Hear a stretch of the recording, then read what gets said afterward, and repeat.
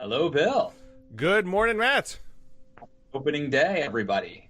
You're right. It is, last week was the first week of Aussie Rules football. Very exciting day. What I meant. Although my North Melbourne Kangaroos got trounced, despite some early positive prognostication in the offseason. So it's a bit disconcerting. Believe it or not, I wasn't talking about Aussie Rules football or Major League Baseball. I was talking about opening day for the next 10 years of this show, of the DMZ, which I think is going to be a departure. I think we need to pivot toward partisan rancor. I hear the ratings. We'll get there. Yeah. But I know you're probably still a bit hungover from all the 10-year celebrations and all the accolades that have been bestowed upon us. But I need you to get your game face back on. A lot of pomp and circumstance surrounding that. There was a video made, and I think Michael Calderon mentioned this in his newsletter, which was nice. The Politico morning media newsletter acknowledging the great success of 10 years of civil bipartisan conversation. So here's to 10 more, but I don't know. I mean, it's going to be hard to keep the level that we've achieved up, but we'll try. But you're going to be a Democrat in 2 years' time anyway, so I'm not sure your prediction's going to come true.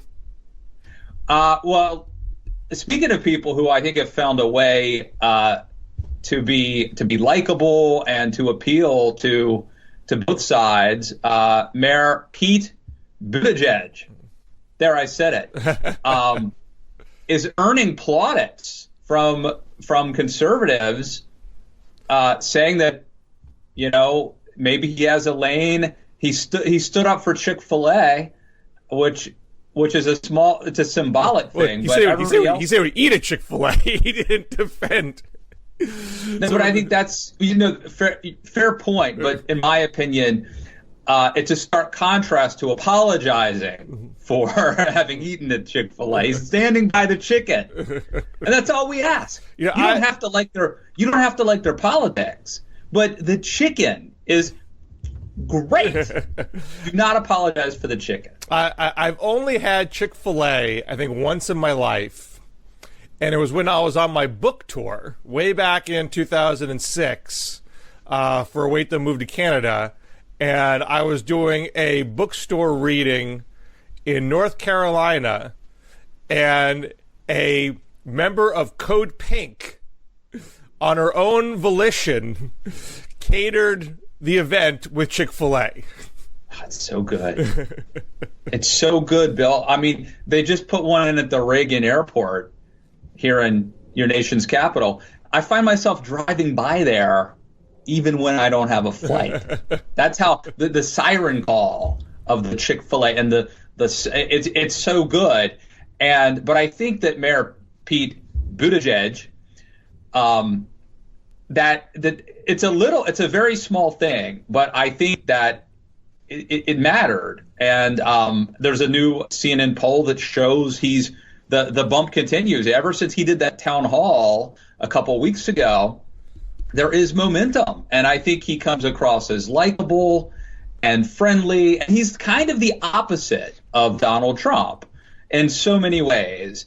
And I'll ask you, I mean, I don't pretend to have my hand on the pulse of Democratic politics, but I do know that there's polling that shows that Republicans, definitely want a conservative or whatever Trump is. But in the Democratic Party, even though there are, as Steny Hoyer might say, there are 3 members of Congress who are getting all the attention, the rank and file of the Democratic Party is much more moderate or open to moderates. So is there going to be a Buttigieg moment that doesn't end? Well, I don't think we can say at this point that Buttigieg is a moderate.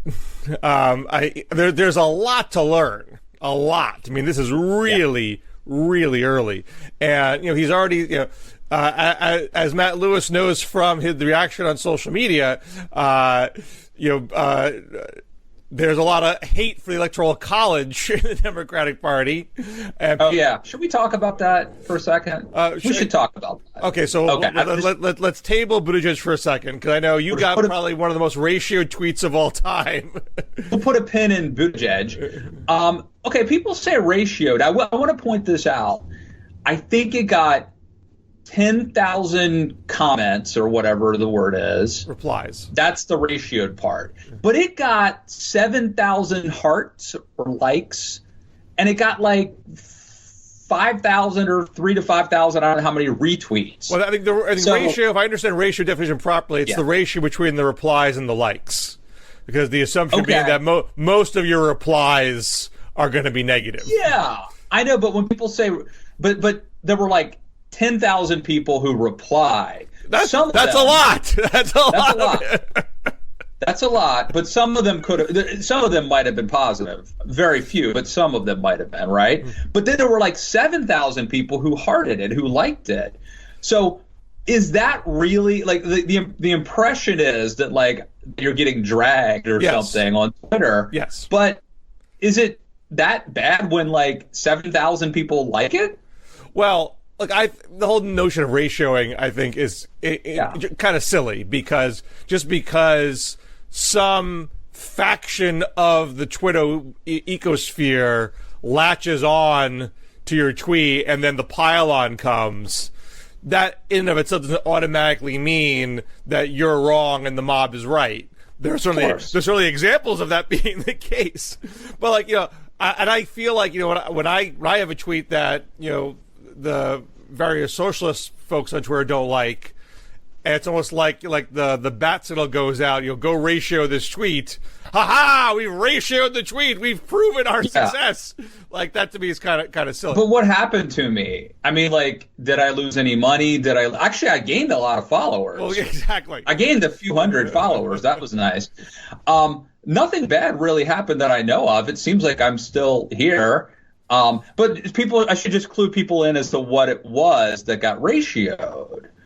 I put a tweet where I took a precinct map of America that was put up on the Washington Post. It's totally legit in terms of. I think it was created by an amateur, but got picked up other places. Okay, but it's not that it's wrong, but it wasn't wrong. It was a map that showed that geographically the vast majority of America is red. Geographically. Now, this is a precinct by precinct map of the 2016 presidential results. So it is a map where, as we know, Donald Trump lost the popular vote.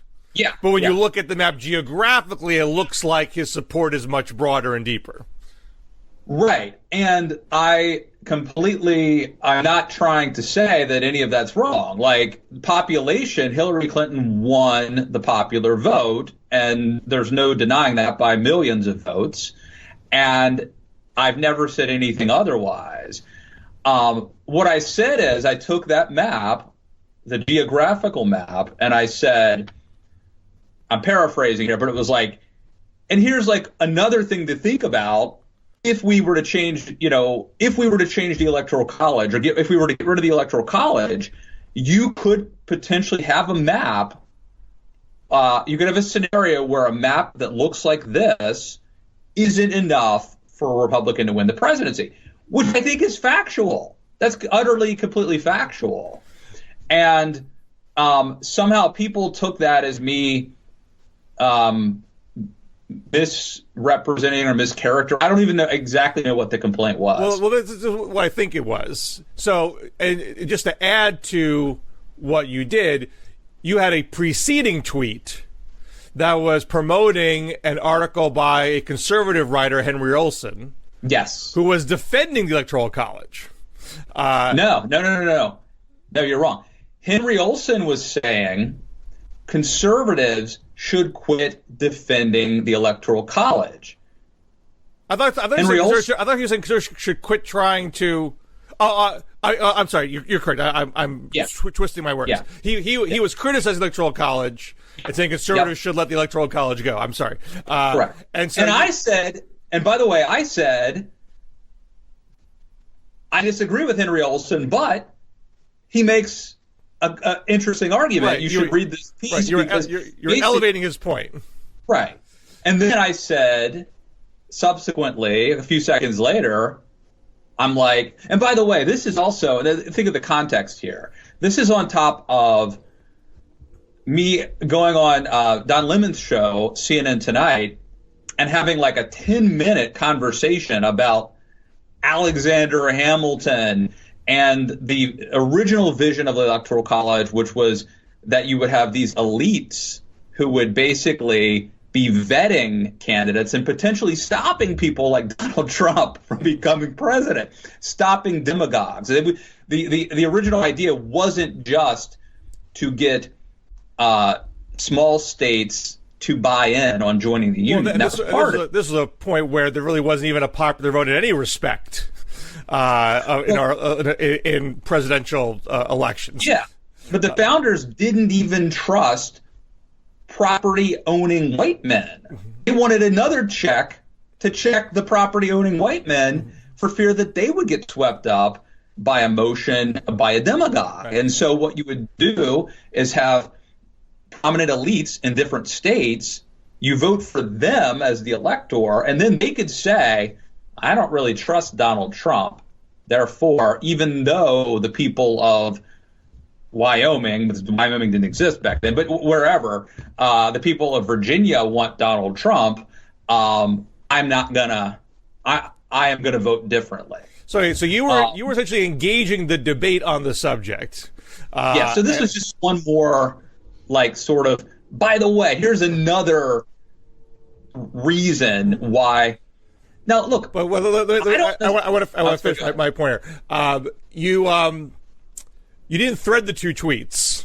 No. So, so the map tweet kind of stood on its own to a lot of folks, and you didn't flesh out your argument you just said, and this is a map where a Republican would lose without Electoral College, and people, I think, gut reaction was, it seemed like you were acting like Trump in trying to pretend this was a map that showed a popular vote majority and distorting the real picture. Because it's a tweet, it's not an op-ed. You didn't fully make the argument. It's saying this is in line with, in a rough sense, the founders' vision that we shouldn't have, full direct democracy. We shouldn't have tyranny of the majority. If you have a concentration of people in certain parts of the country, they should have a say too. You didn't get into all that because it's just a tweet. And the visceral revulsion that Democrats have about the Electoral College, which is just, it is as a common sense point, the person with the most votes should be the president. That point flies in the face of all that, and therefore you get the ratio. Yeah.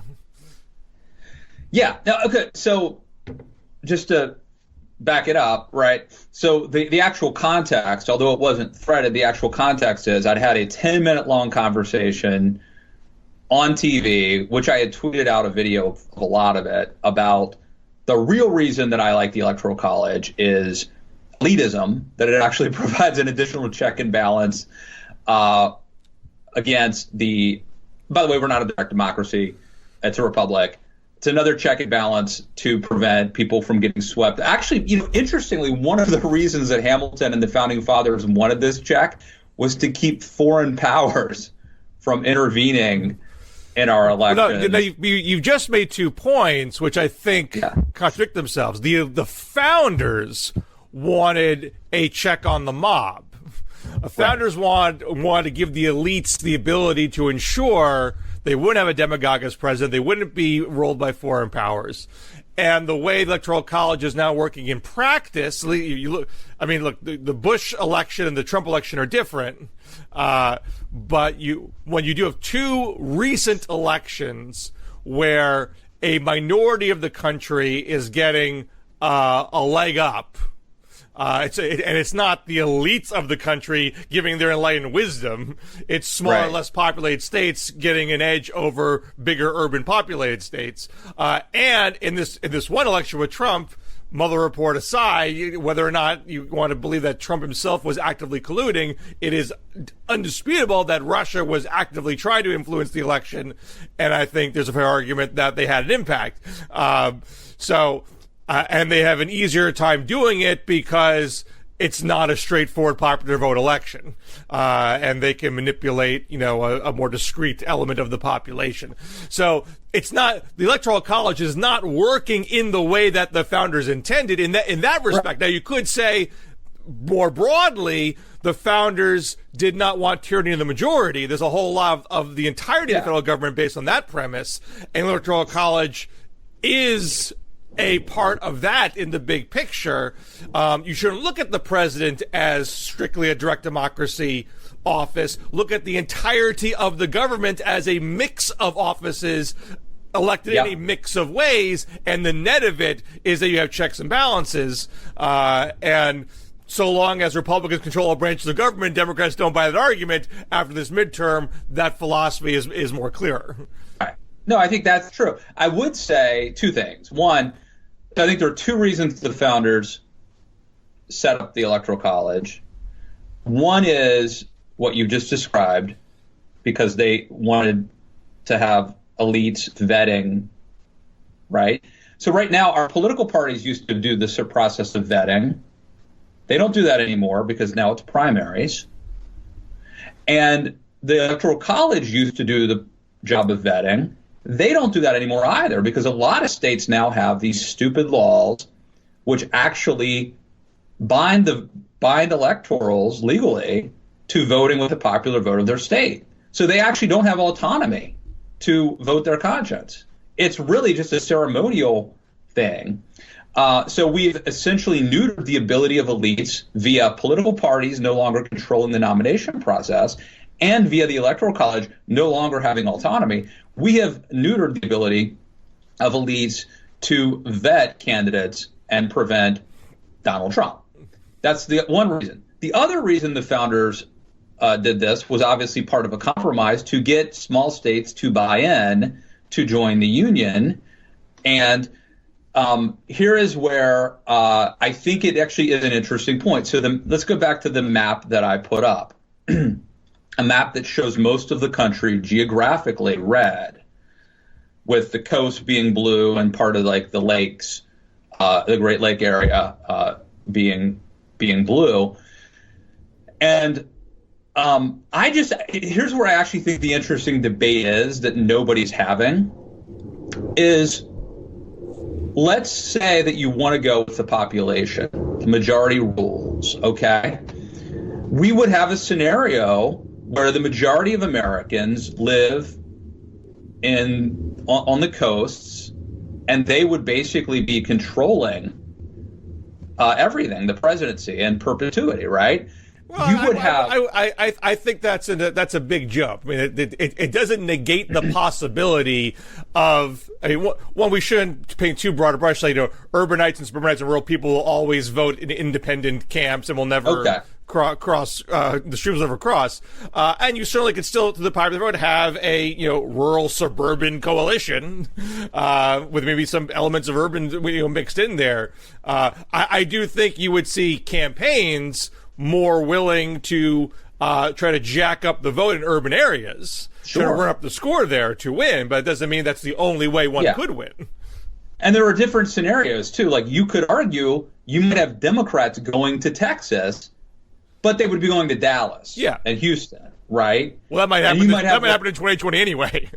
Yeah, well, okay, fair point. And you could have Republicans even going to New York City. So there might, in some ways, there might be some positive externalities that would come from this. I think cities would benefit, rural areas would suffer. But okay, so let me just back up then, because I don't want to get into that. These are big enough arguments to have as it is.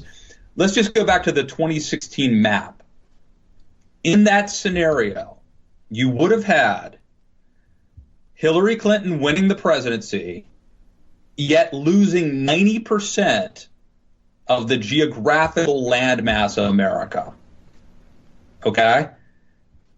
I think that is an interesting thing we should discuss. And is it okay? Like, maybe that's maybe it's better. Maybe it's better than the alternative, which is a minority president in the sense of the minority of Americans electing the president. Maybe it's preferable than having the person who wins the popular vote not be president. But isn't there some, like, should we be happy that 90% of the geographical landmass at the congressional or precinct level would have voted for the other person? Like, isn't that a problem? And like, what are the unintended consequences? And then furthermore, if Democrats don't like this, why don't they move?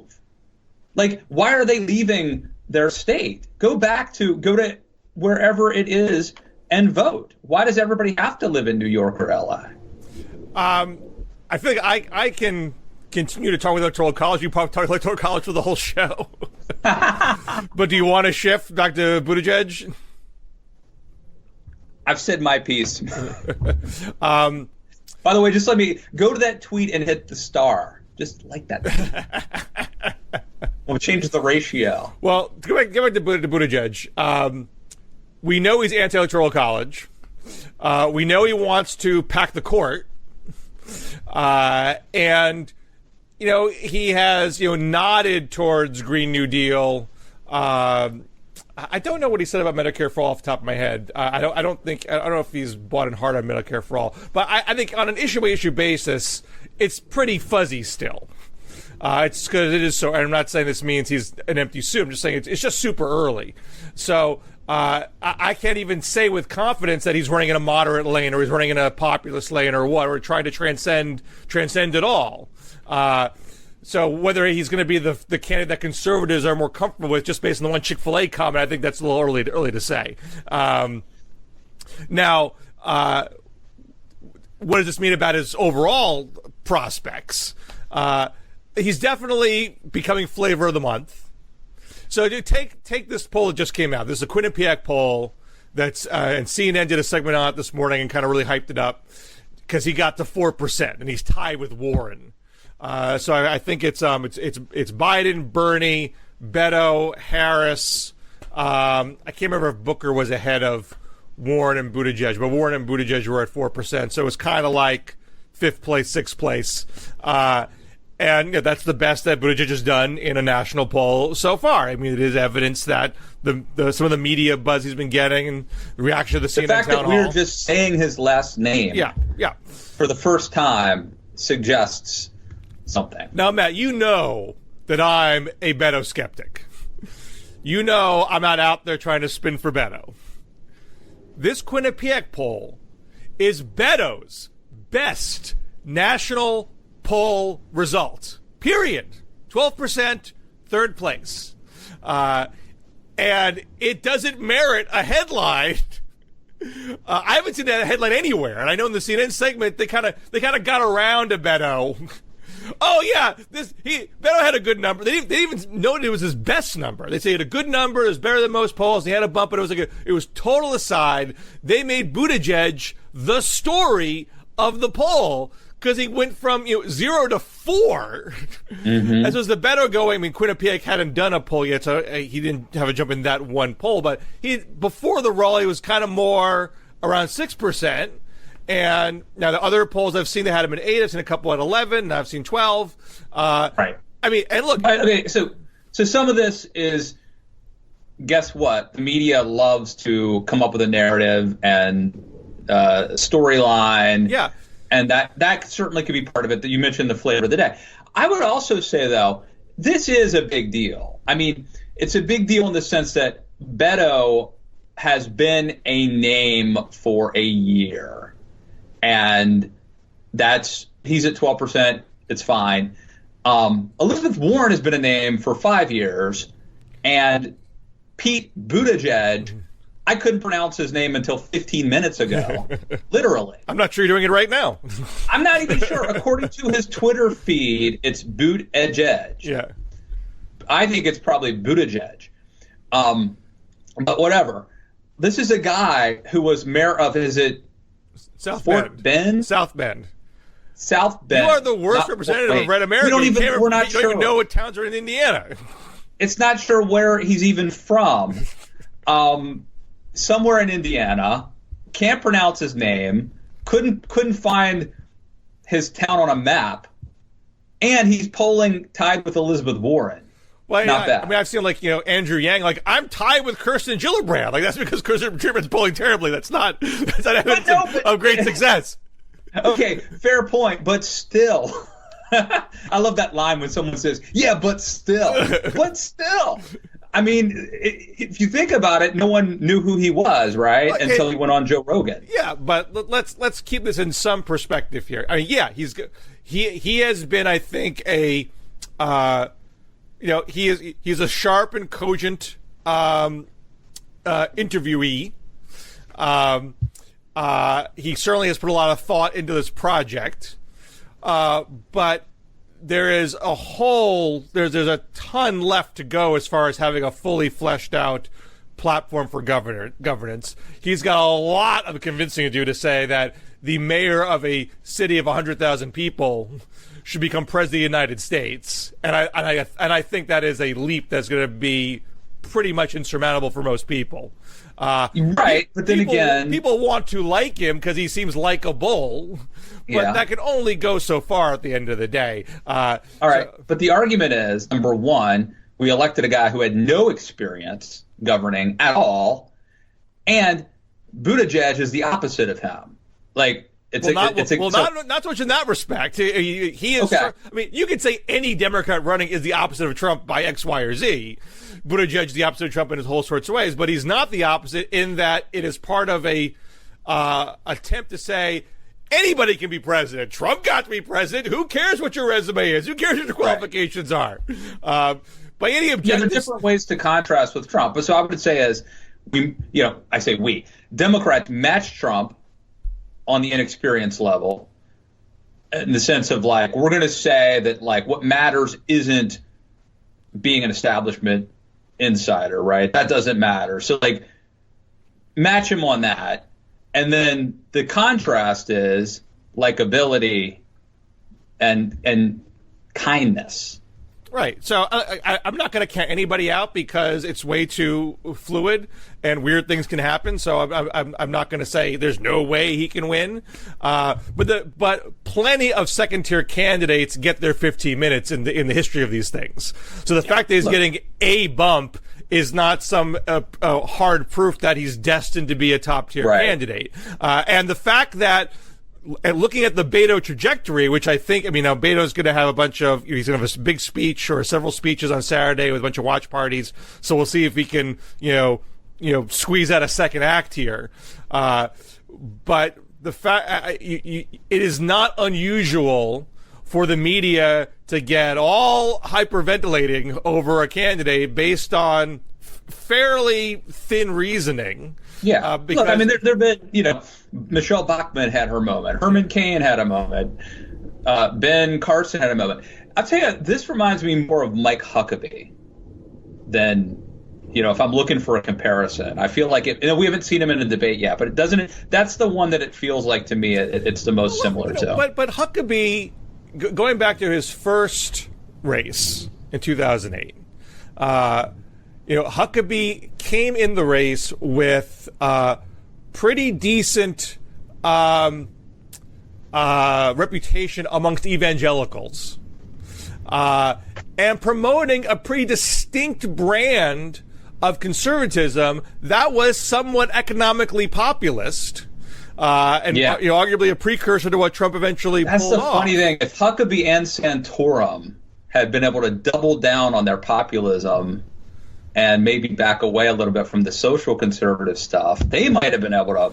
Well, that's what Trump did. Trump married social conservatism with the elements of economic populism, and Huckabee was doing that in 2008. So he was identifying a real constituency that wasn't easy for the average Republican to tap.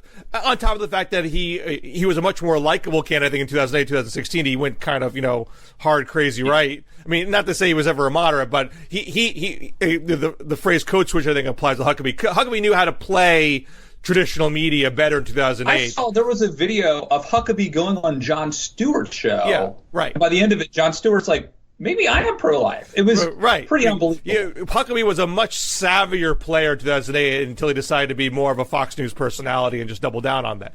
So, I think there's truth with both Beto and Buttigieg. Neither one is coming in the race with a really clear sense of what their ideology is, no clear sense of signature issues. Beto talks about immigration a fair amount, but so do other candidates. That's not unique to Beto.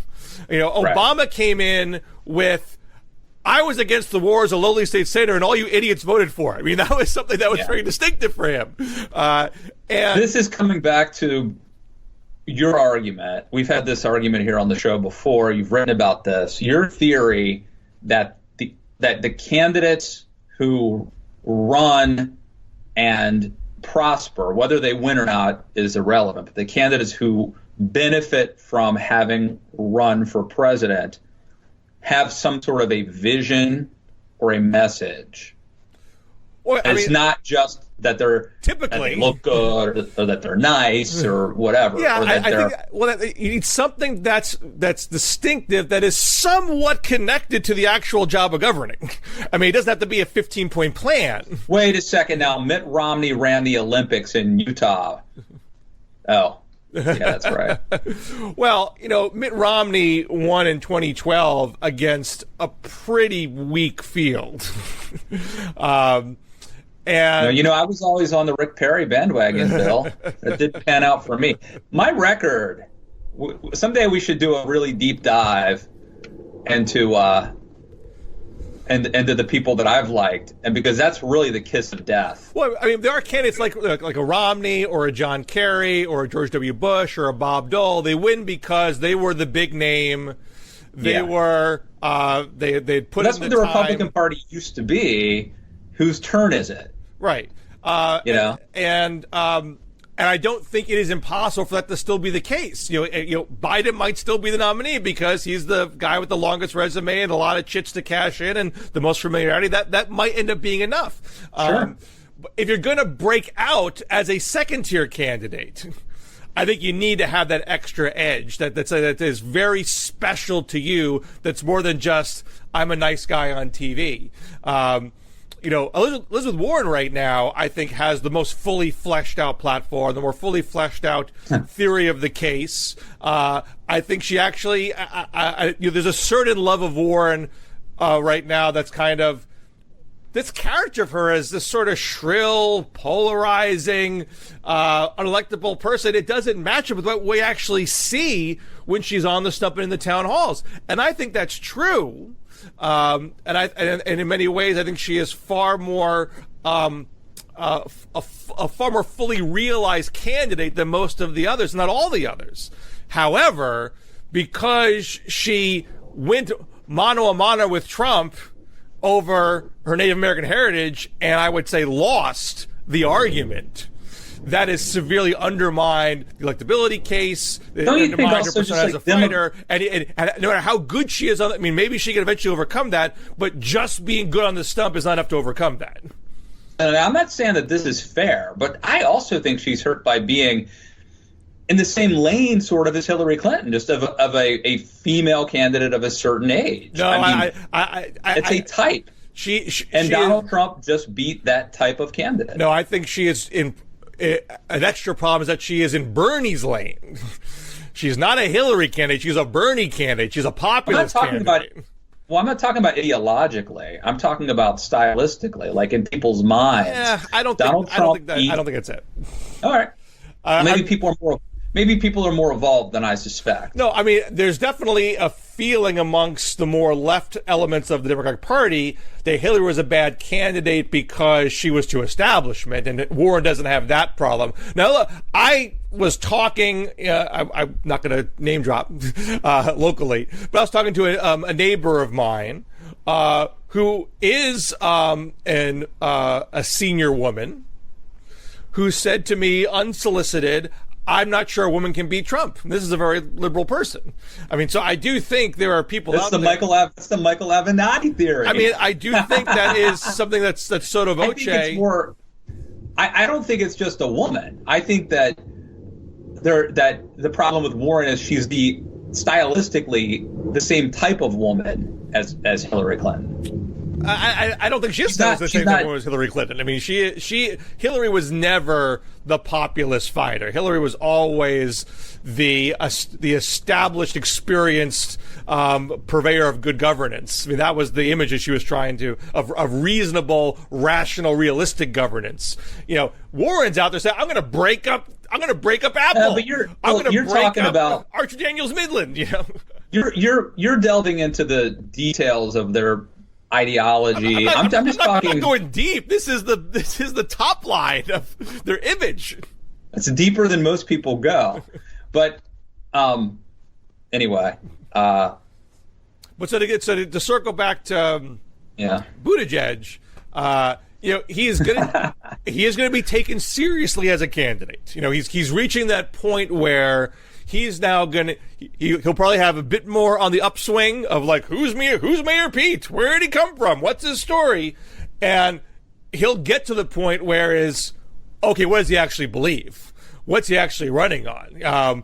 National Review just did a thing about 20 things you might not know about Mayor Pete. He had a tangle as mayor involving police officers who are charged with racism, and it involved a lot of litigation, and he was arguably siding with the police officers and not the critics.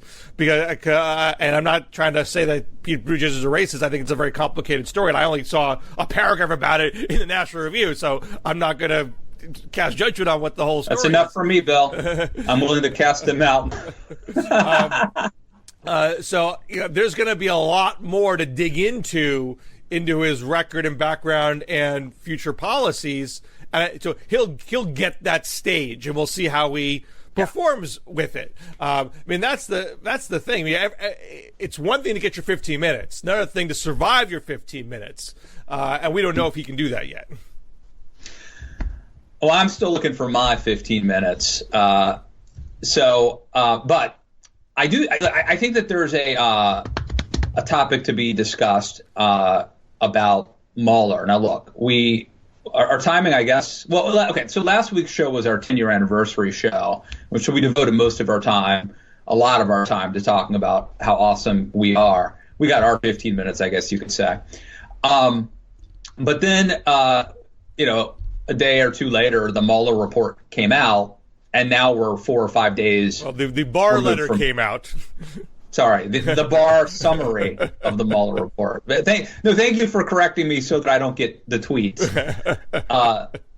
Fair point. The Barr summary of the Mueller report. It's not even a summary yet. I mean, I think we might soon get the Barr summary and not get the Mueller report later. This was sort of like the initial. By the way, I got the Mueller report. Here are a couple takeaways.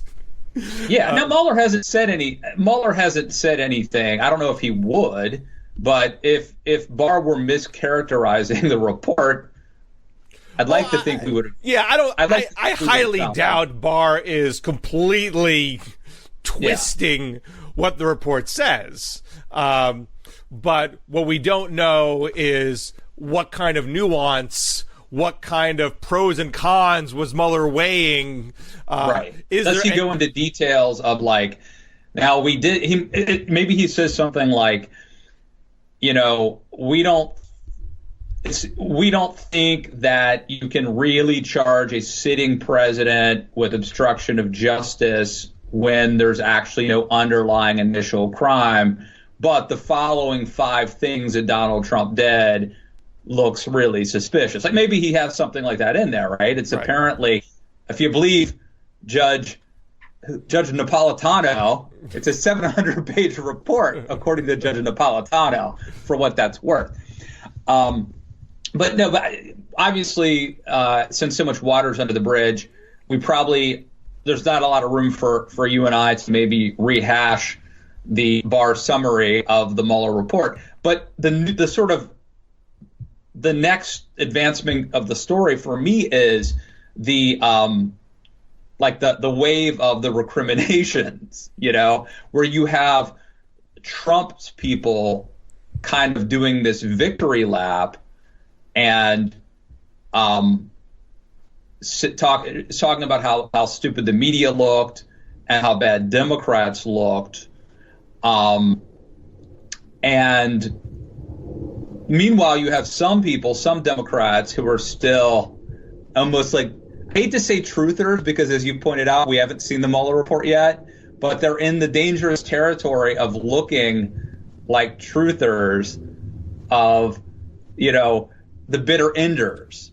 Yeah. So I don't know what you think about how that's going to change. Well, I had a piece at Politico afterwards, which argued that Mueller effectively gave Democrats a gift because, flogging impeachment was always going to be a dead end. It was never going to result in conviction in the Senate. I think I said this in an early draft. I don't think it made the final cut of the piece, but if Mueller did say, I found the collusion, illegal collusion, I think there's credible argument for conspiracy charges here, you would have gotten a huge groundswell for impeachment among some Democrats a few weeks after Pelosi said, I'm not doing impeachment because it's going to divide the country because it can't be bipartisan. And so you would essentially have the Democrats divided for a very long time, if not the entire time of this 2020 election cycle, taking political pressure off of Donald Trump. Now is the chance for Democrats to say, okay, this isn't going to happen. We're not going to impeach. There's no chance that's going to happen. Let's focus on Trump's performance in office, because that is what is our best chance of winning, make this a referendum on his job, which most people think is not very good. Yeah, but I don't know if they're going to do that, Bill. And it's because Mueller didn't come down on obstruction of justice, and Barr made the call, and people see Barr as being corrupted or co-opted or illegitimate. That's enough for a lot of people on the left to stay crazy and to continue dividing the party. Well, wouldn't it have been better for Democrats if Mueller had said there was no collusion and there was no attempt to obstruct justice? Marginally, because it would be even easier to do the pivot, but you still have Clyburn going on TV saying, this is over. It's time to, move on and talk about, issues that matter to regular Americans. You're going to have some of the bitter enders, folk. I mean, not that their argument is completely ludicrous. It's not really Barr's job to weigh in on that. I mean, if you're already following the rule, the DOJ guidance that DOJ can't indict Trump anyway. It's not about what Justice Department thinks. It's about what Congress thinks. It's Congress's decision to absorb the Mueller report and decide, are there impeachable offenses here? Barr's opinion is irrelevant to that. I mean, from a technical standpoint, from a optics standpoint, him saying it makes it even harder for Democrats to say, well, you think it's not obstruction of justice and we do. Because even if the Democrats were unanimity about that, you would never get Republicans to come on board. So I understand the frustration amongst those who really want to see impeachment, saying, Barr interfered where he didn't need to. But as a practical matter, Mueller not coming down one way or the other, and again, maybe his thumb's a bit more on the scale than we know. It still would be hard for Democrats to impeach without a clear case made of illegal collusion, because that was the big question.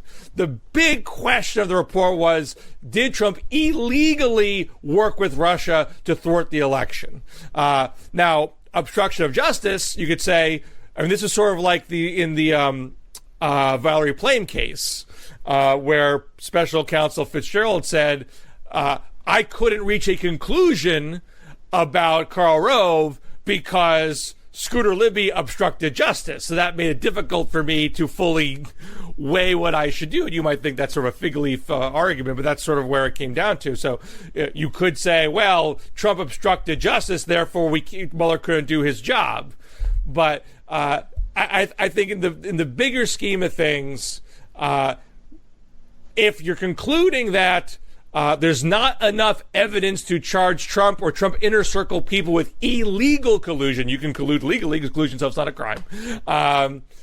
Everything else becomes secondary. You know, Trump has a campaign violation because of Stormy Daniels. Sure, maybe that's indictable, maybe it's even impeachable, but it's not the main thing. Maybe there were bribes. Maybe there was illegal foreign money that went into the Trump inaugural committee. I'm not saying that's good. I'm not saying you can make a title case that's impeachable. But the big thing was always, has Trump helped a foreign power completely undermine our fundamental democracy? That question is now essentially tabled. True. I would say in defense of Democrats, it's possible that in order to avoid the story coming out about paying off Stormy Daniels, or the story coming out about pursuing a Trump tower in Moscow, that you could obstruct justice. You could obstruct the Mueller's investigation into Russia under the guise that it would have uncovered these other things that could be impeachable or embarrassing. And if Bill Clinton could be impeached for perjury, then about a Whitewater land deal, then why couldn't Trump? Now, I argued at the time that Trump's lawyers were very smart not to let him testify, and that there's no way in hell I would ever let him, they ended up doing a written testimony. I think that may end up being, the fact that they ended up getting away with doing a written testimony may in fact be a big turning point. But I understand why Democrats might say, like, well, it's not really Clinton. There was no Whitewater scandal. There was no fundamental Whitewater, crime. So why is it fair that Bill Clinton, got in trouble for this other thing? It's not about fair. It's about politics. Clinton got impeached because Republicans wanted to impeach him. Now, he didn't get convicted because they made a very partisan case that could not engender bipartisan support. Democrats are saying, sure, we could pull the same stunt if we wanted to, but there's no way we're going to get a conviction, and it will probably backfire on us politically because the polls showed that the majority of the country doesn't want an impeachment. Even if the majority of Democrats do, the middle of the country doesn't. We got a year and a half on this thing anyway. Let's just beat the guy in the general election, because that's the only plausible avenue that we have.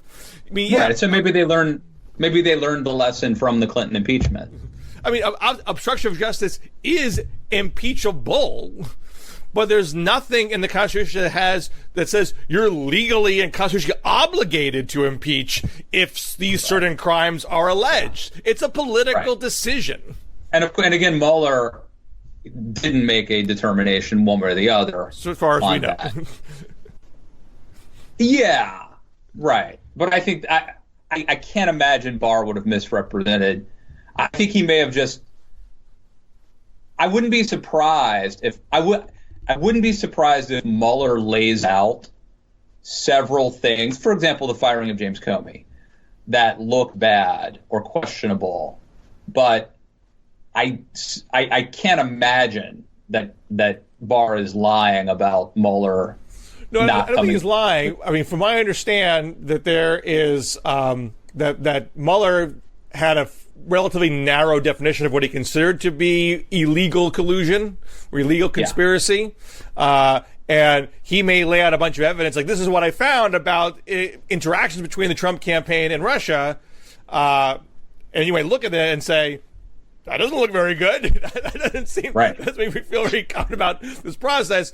And Mueller saying it didn't reach what I thought was the standard for illegality, but a political determination might be, this is pretty bad, and we don't, and this makes us, and we think this is impeachable because it shows that the president is compromised by a foreign power.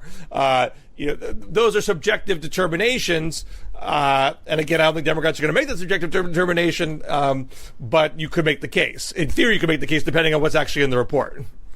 I was listening to John Ziegler's podcast, and he makes a really interesting point about Roger Stone. So the Roger Stone thing is still out there, right? He hasn't been. Well, he's been indicted. He's been indicted, but he hasn't been tried. Right. Right? And so the allegations with Stone are that he was coordinating with WikiLeaks.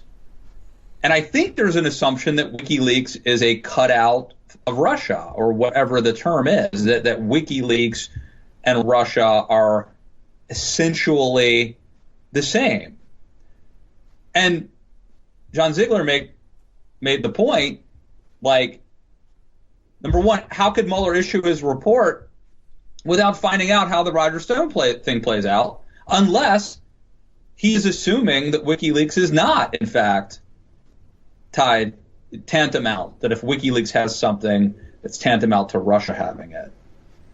Well, yeah, I don't know if that's sort of Mueller's job to make the determination that WikiLeaks is an agent of Russia. I mean, that's more of an intelligence community kind of thing. But I'm just trying to remind myself the exact things that, so Stone was indicted of lying, obstruction, and witness tampering, so he wasn't charged with conspiracy. It's more the obstruction of justice, not telling the truth to federal investigators, right. Type of thing. So again, and this, I'm sorry, this speaks to the anger that a lot of conservatives and Trump supporters have at the media and at the Democrats and at the quote unquote deep state, which is the fact that all these people, Paul Manafort, Flynn, they're like FARA violations, or Papadopoulos, like all these people who were caught up, and none of them actually were involved in any, like, it was always the cover-up kind of thing, the lying to the FBI that got them. But you wrote in the Daily Beast that the Mueller investigation wasn't a waste of time. Now you're citing me against me. That's right. That's right. You Tim Russert.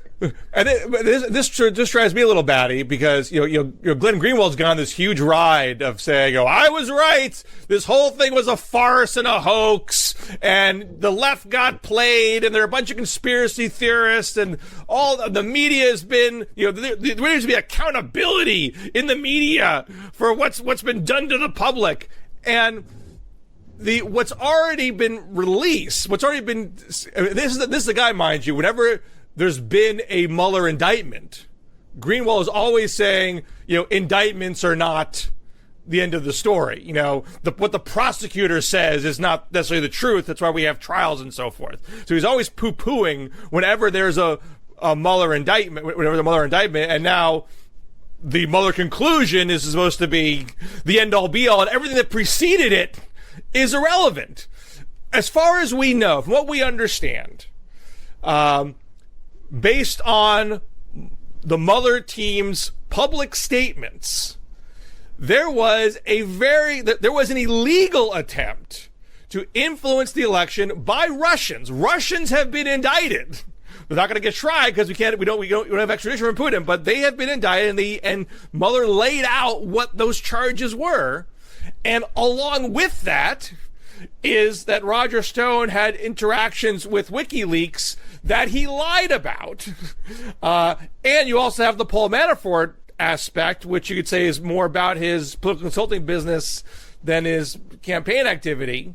But just taking on the Stone and the Russian indictments, we know, so far as we're taking Mueller at his word, that there was illegal election tampering, illegal election meddling by Russia, and that Roger Stone at least was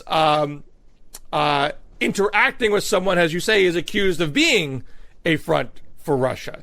Knowing that much, it's not illegitimate for the media to explore where else could this go? I mean, it would be wrong to say we know Trump is guilty, but very few people did that. So, Straight Report did that. Maybe there's a pundit that got in over his or her skis. But there's a lot of smoke here, people. It's not illegitimate. The media say, let's see if there's a smoking gun here. I do think the media was obsessed with this. I think it was about ratings. For good reason. I mean, there's real stuff here. And because it's real, it's never, because there is evidence of other illegality, you can't say, therefore I know Trump himself committed a crime, or I know Trump Jr. or Jared Kushner committed a crime. But the media should just be silent until Mueller is done, when you have lots of other evidence suggesting something bad went down here. Trump derangement syndrome is a real thing. It exists. Trump makes people crazy on both sides. The media was obsessed with this story. Hell, you turn on TV the day of the midterm elections, and you were much more likely to hear a story about Mueller than anything about this huge election, 435 House seats around the country. People were obsessed with it. It's about ratings, of course. I'm not saying that there was, and then there were bad reporting. There's a lot of bad reporting out of this. What about that BuzzFeed story that what about, and then the Steele dossier about Michael Cohen going to Prague or whatever. Well, but those things, certain things like that, which didn't hold up to scrutiny, got called out before the Mueller report. I mean, these are things that we have dealt with already. So it's not like the media has no capability of calling itself out. I mean, I think CNN retracted one of its own stories. But the media made BuzzFeed, I'm trying to remember what the BuzzFeed story was. Was it Donald Trump ordered Michael Cohen to lie to Congress? Right, and other media outlets, scrutinized that, and it was debunked way before. I mean, yeah, but it was blaring headlines, national news for a day or something until there starts to be pushback. That really undermines the credibility of the media.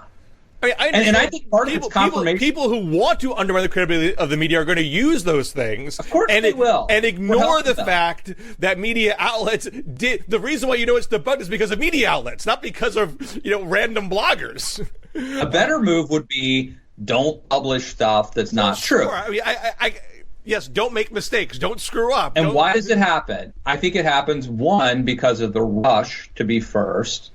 Two, because of confirmation bias. People want to believe that Trump is guilty of some crazy thing. Media outlets have been pushing bad scoops for their own self-interest, since the founding. I mean, there's always going to be an incentive to get a hot scoop and not fully check your facts or go on the basis of a compromised source. That's never going to change. But the totality of media coverage here, I mean, I can make an argument that the proportion of coverage about the investigation was unneeded.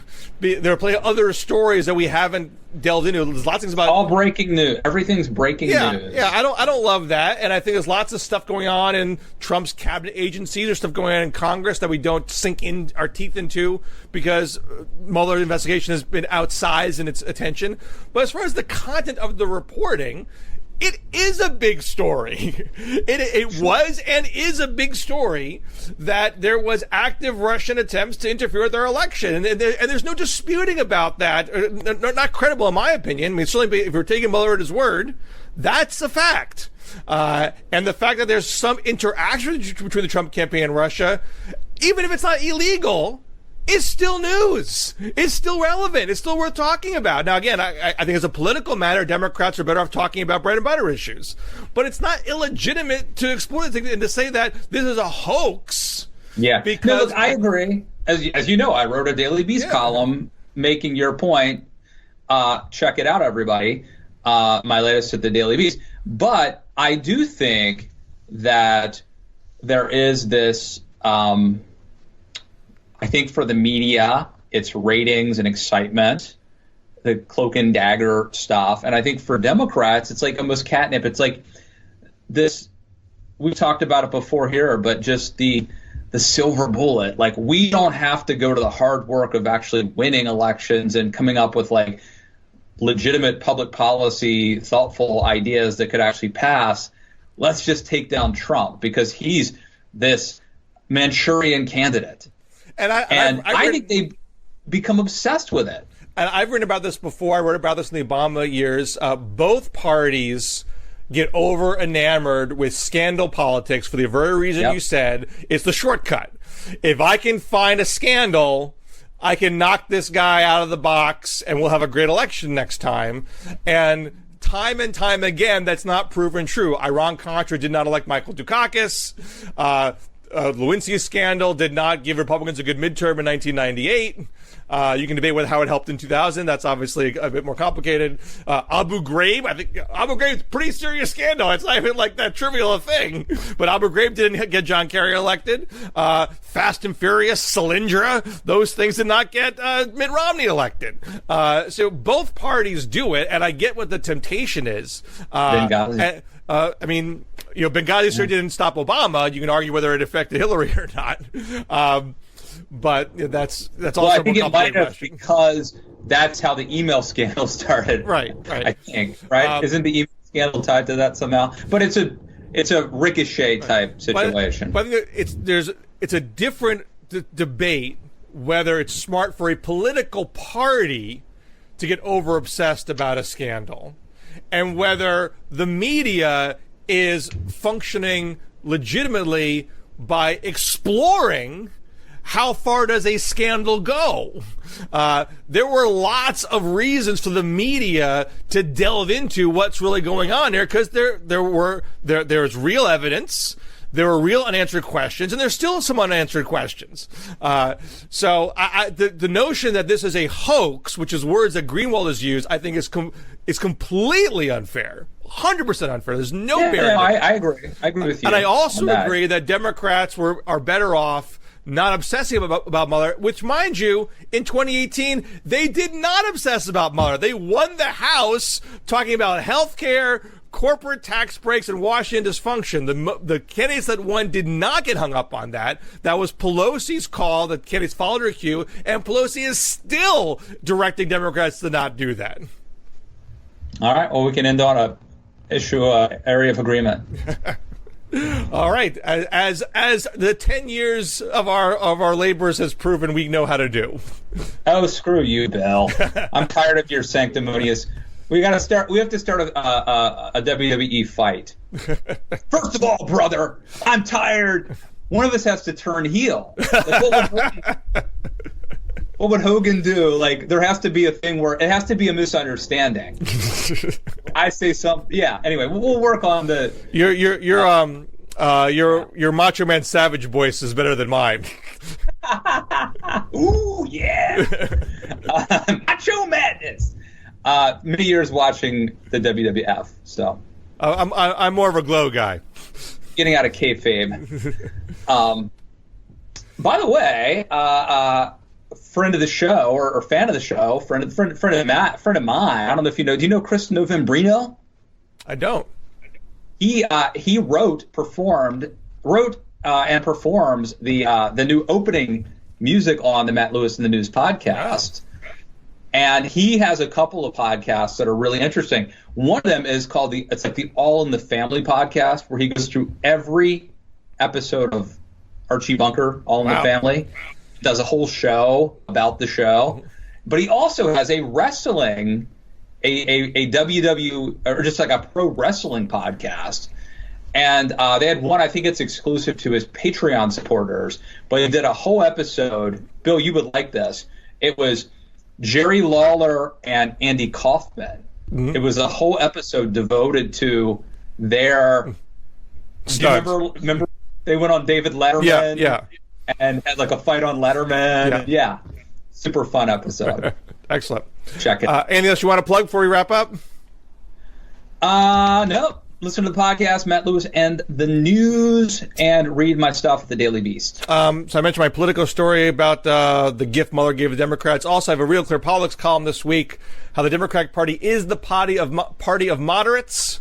And that's not me being a neoliberal corporatist shill. I'm just looking at some hard numbers that came out from actually a poll. It's not released yet. I got a sneak peek at a poll from the Wasson Center, the great Rachel Bitcover gave me a sneak peek, and I explored that. So check that out at Real Clear Politics. Wait, when is that out? Is that out now? Poll, I think the poll is going to come out next week. I think they were about to release it, then the Mueller thing happened. So when's your column coming out? The column's out. My column's out. Okay. I didn't spill the concrete numbers. So I wanted to give them their due. All but right. I may link to it because I'm working on a Mayor Pete column.